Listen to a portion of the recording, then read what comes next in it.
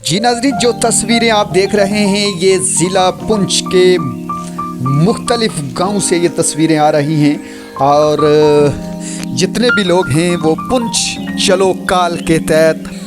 निकल चुके हैं और लगभग है जो वहां पर पहुंचने वाले हैं। अच्छी खासी गाड़ियों की तादाद और हज़ारों की तादाद में लोग हैं जो मुख्तलिफ गांव से निकलकर पुंछ की तरफ रवाना हो चुके हैं। अपने ट्रेडिशनल लिबास लुंगी और कुर्ता के साथ तमाम लोग हैं जो पुंछ रैली में शामिल होने के लिए निकल चुके हैं। आप सुरनकोट की बात करें, आप मेंढर की बात करें, मंडी सब्जियां की बात करें और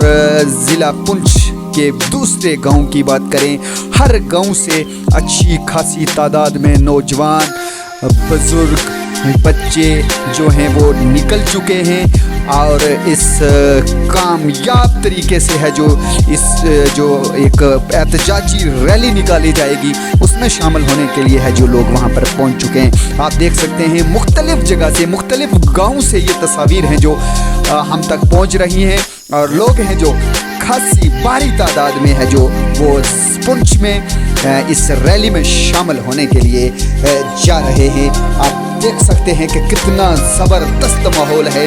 और अच्छी खासी गाड़ियों की तादाद है, अच्छे लोग वहाँ पर हैं जो वो जमा हो चुके हैं। आपको बता दें कि मरकज़ी हुकूमत है जो वो इस तबके के साथ